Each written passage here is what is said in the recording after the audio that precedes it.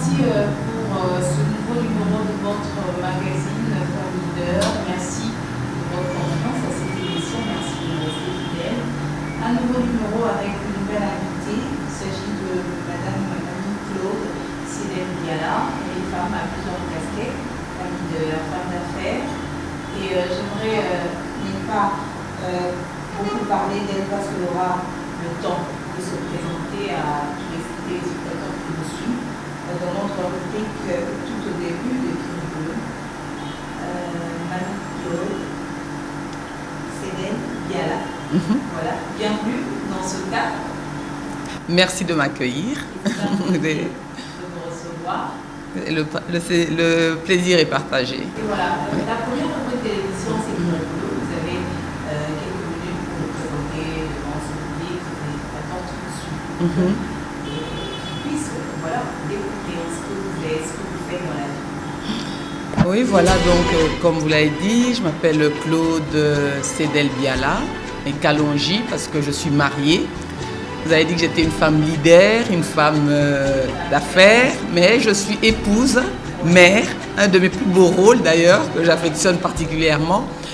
Et voilà, je suis mère de 10 enfants, famille recomposée, et de nombreux petits-enfants. Comme vous l'avez dit, donc je suis femme d'affaires, je m'occupe de beaucoup de choses. Je ne sais pas si je dois maintenant développer tous les domaines dans lesquels j'évolue. J'ai une boutique de vêtements, donc spécialisée particulièrement dans des robes orientales, ce qu'on appelle communément boubou, mais c'est pas du bazin, c'est de la soie, c'est un peu ce que j'ai mis, si vous voulez. Je suis aussi présidente nationale de Oasis Care parce que nous avons une entreprise familiale où nous produisons de l'eau Oasis. Et cette entité donc a développé une fondation dont je suis la présidente nationale. Alors j'ai une société audiovisuelle, Expression Agency. Nous faisons des clips, des spots publicitaires, nous couvrons des événements audiovisuels.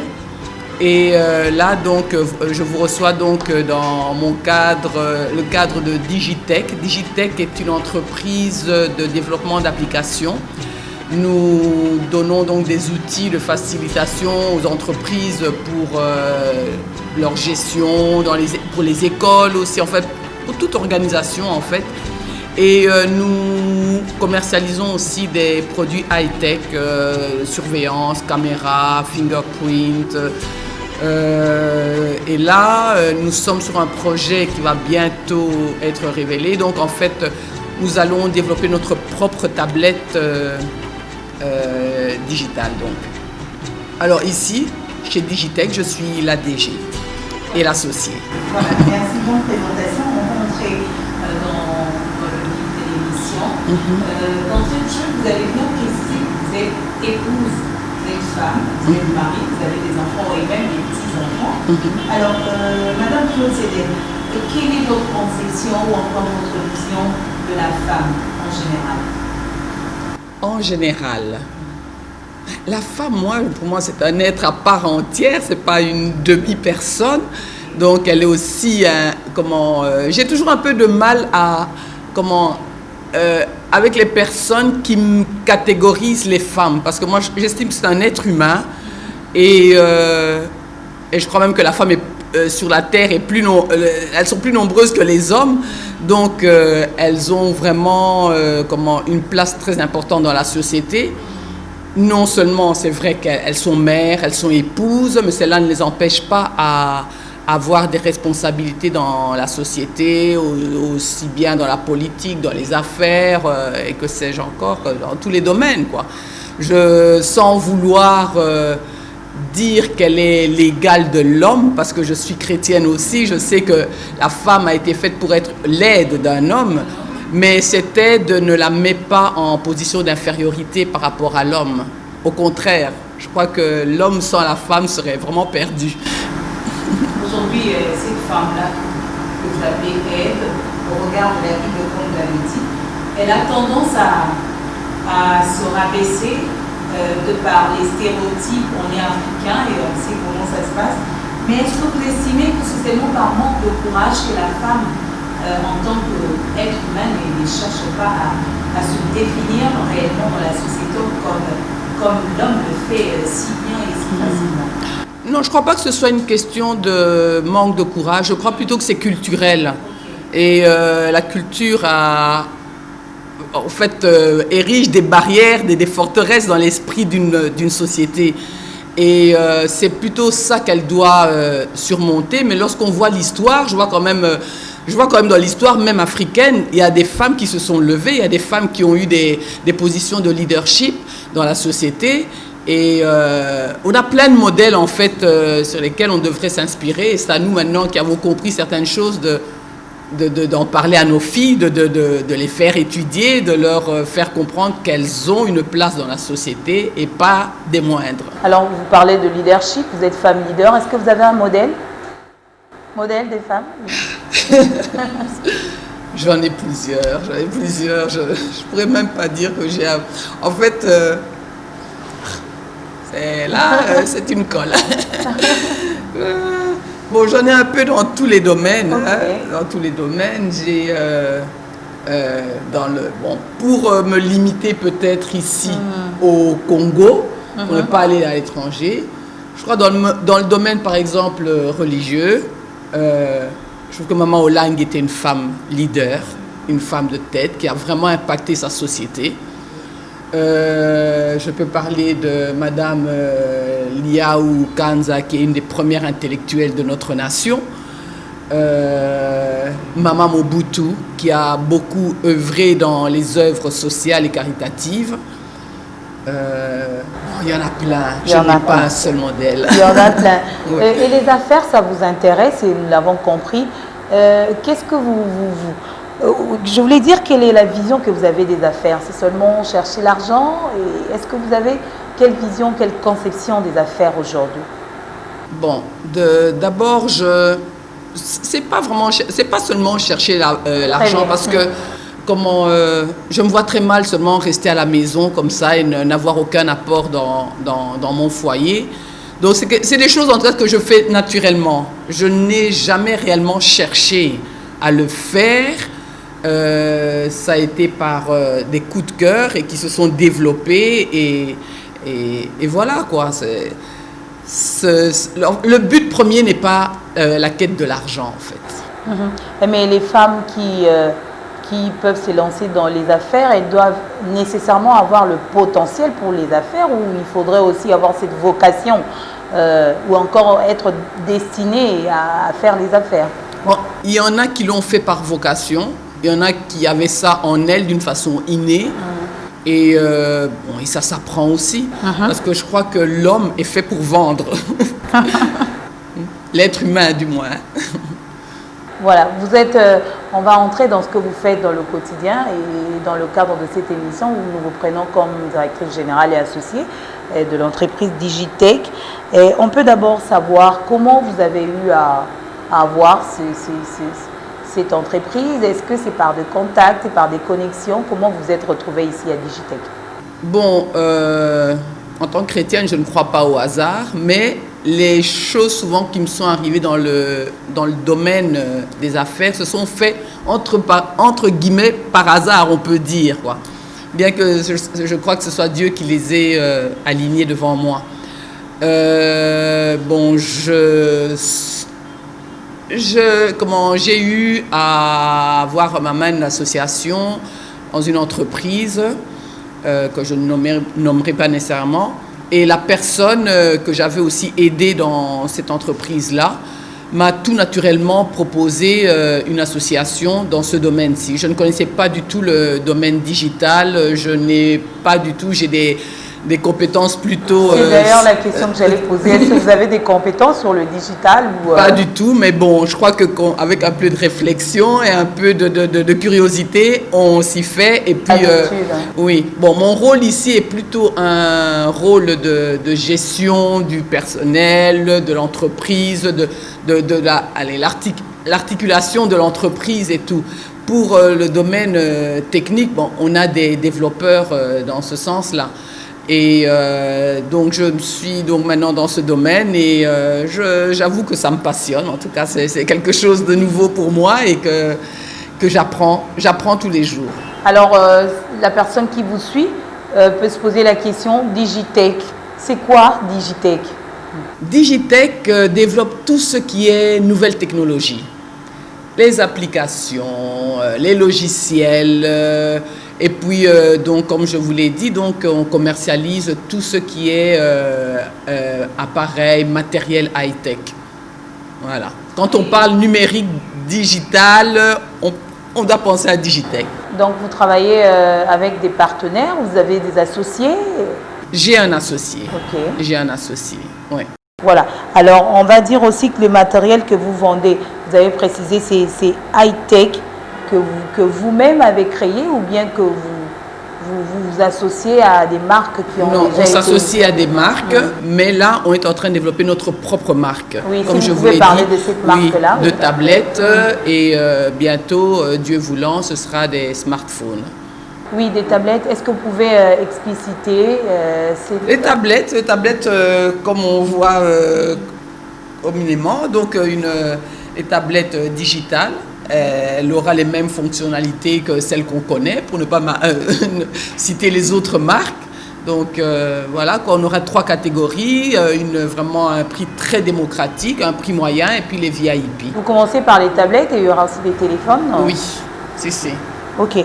Alors, est-ce que Digitech a des projets, en dehors du fait que vous avez déjà ce projet à lancer par rapport aux tablettes, est-ce que vous avez d'autres perspectives d'avenir dans le cadre justement du numérique ici en RDC? Ah oui, parce que nous, notre vision est que toutes les entreprises d'abord congolaises soient numérisées. Ok.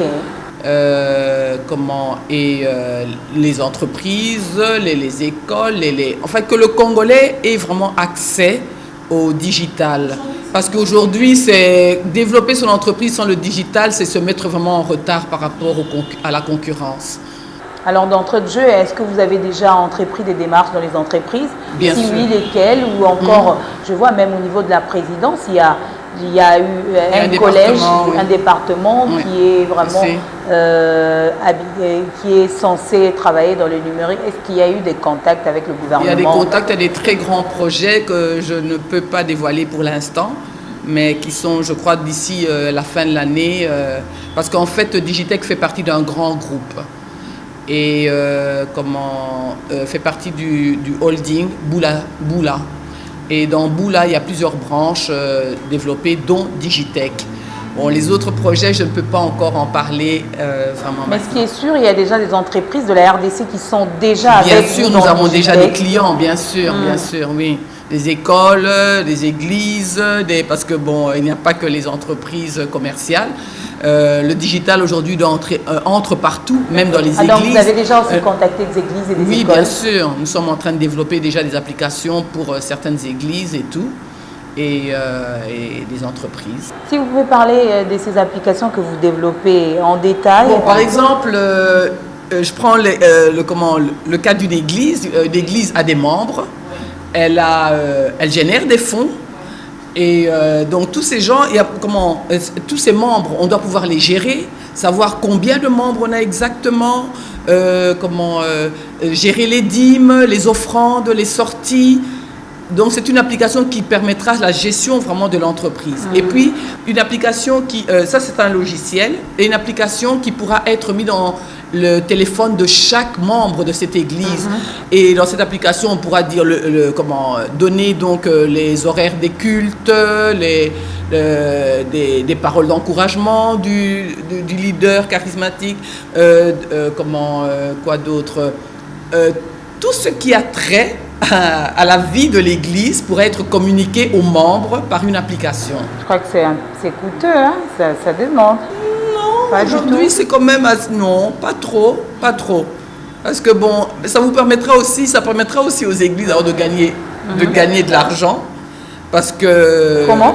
Comment? Parce que si chaque membre a son application dans son téléphone. Dans son téléphone, il n'aura plus, par exemple, à appeler ou à faire des affiches ou des tracts pour aller les informer, ou je ne sais pas. Et les questions que les membres pourraient se poser, par exemple, bon, on est en train de construire, où est-ce qu'on en est, tout ça, quel est le montant qui est entré pour la construction de l'église, qu'est-ce qu'on a dépensé, tout ça pourra être mis dans une application. Ok, alors je rappelle à ceux qui nous suivent que nous recevons Madame Claude Cédel Biala, elle est directrice générale et associée de l'entreprise Digitech, comme vous le suivez là.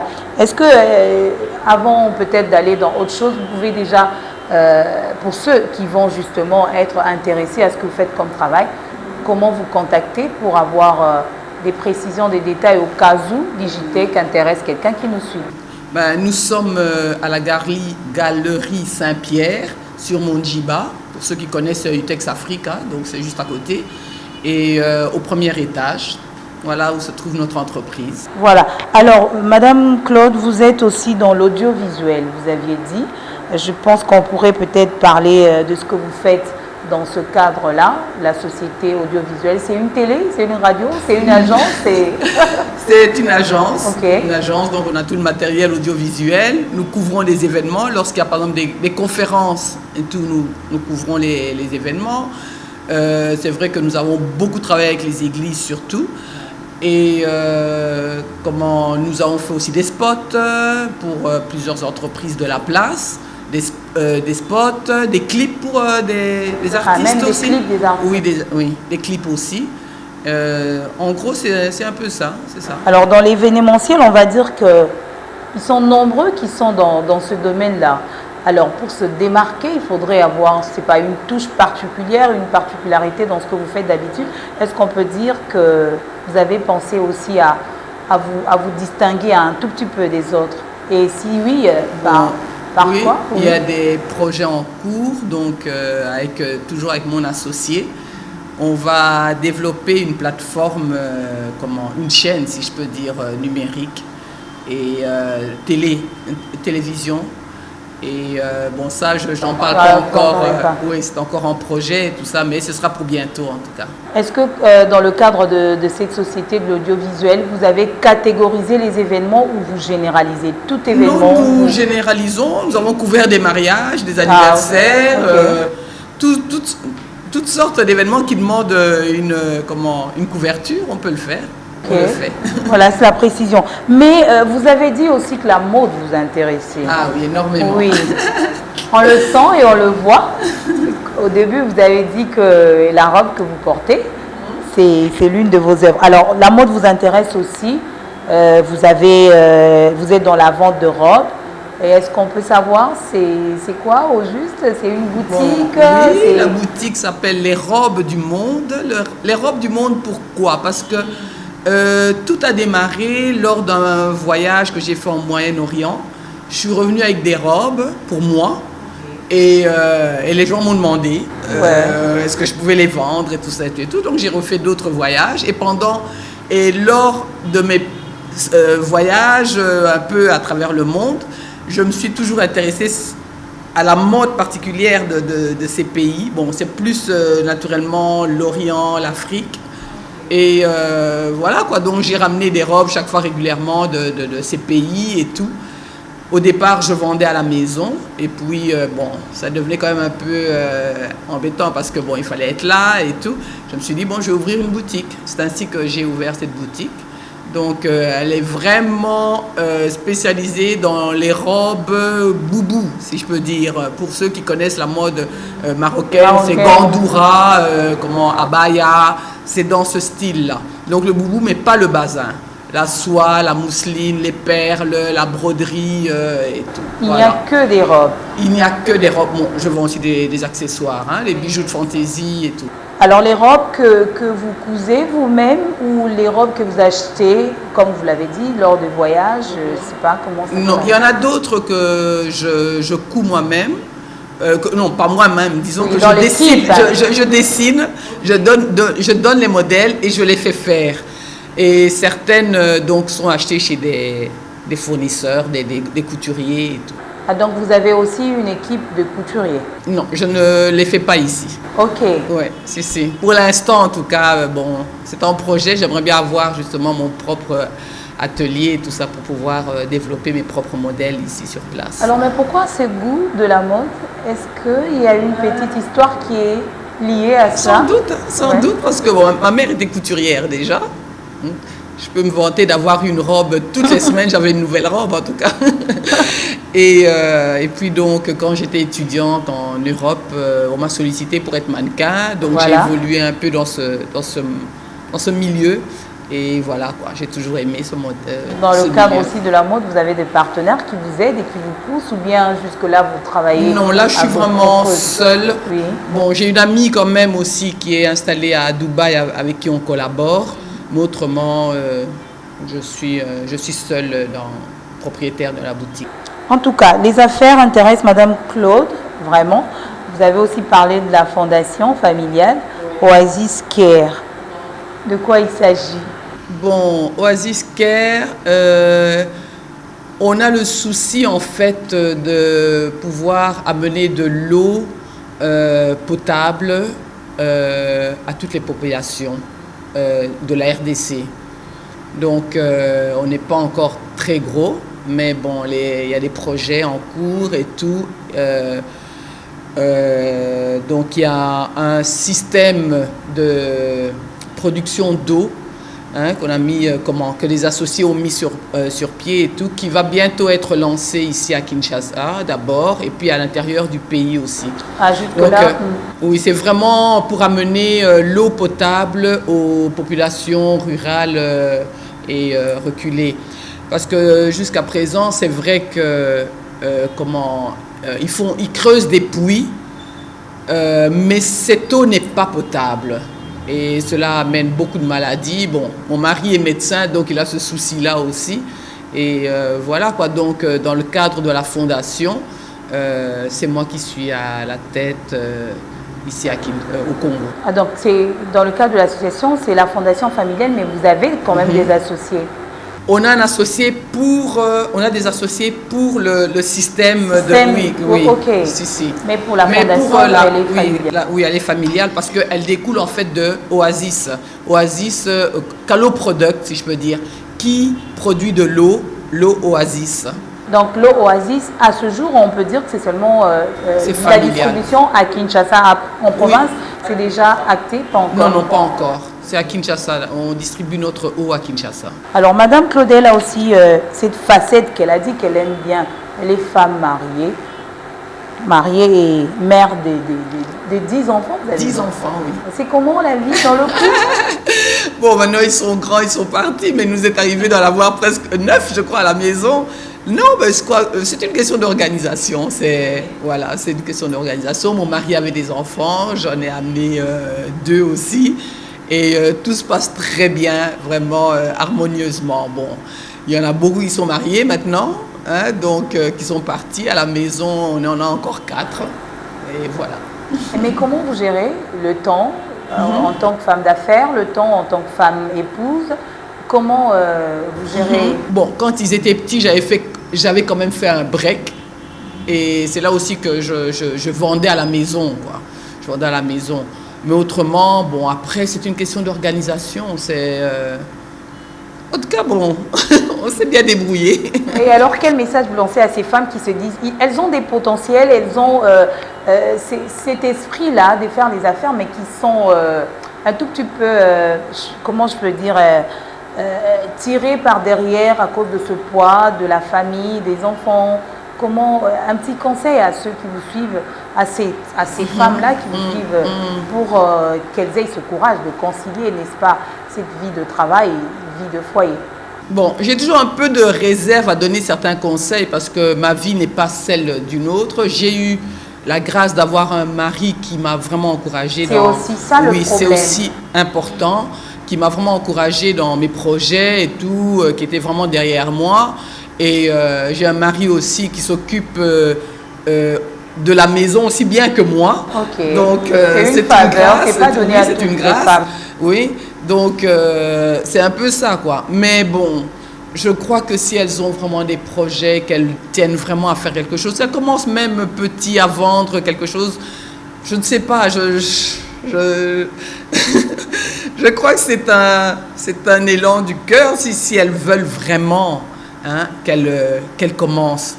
Le premier pas est très important. Voilà, Ouais. le premier pas est très important, suivez ses conseils. Alors on est pratiquement arrivé déjà à la fin, mais c'est la dernière rubrique, vrai ou faux, vous n'avez pas d'explication à nous donner, on vous pose des questions, vous répondez par vrai ou faux. Ok. Ok, alors Madame Madame Claude Cédel Biala, vrai ou faux, toute femme peut faire les affaires.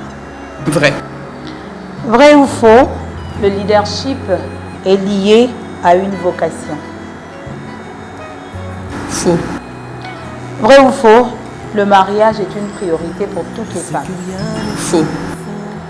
Vrai ou faux, la femme mariée doit dépendre totalement de son mari. Archi faux. Voilà, c'est la fin. Merci. C'est moi qui vous remercie. Je ne sais pas si vous avez un dernier mot à lancer à ceux qui suivent, un message à lancer. Sinon, l'émission se termine là. Je vous remercie de m'avoir visité dans nos locaux et je souhaite bon vent à votre émission. Que Dieu vous bénisse. Merci, Madame Claude Cédel Biala. Je rappelle que vous êtes directrice générale et associée à l'entreprise Digitech. C'était un plaisir pour nous aussi de vous recevoir. Mesdames et messieurs, c'est déjà la fin de cette émission. Je vous retrouve très prochainement pour un nouveau numéro. Restez branchés au programme de King 24 Télévision. Au revoir. Quand je sais que tu m'aimes, pourquoi m'enfuir et m'enfermer dans le fond de mes peines, puisque tu m'aimes, puisque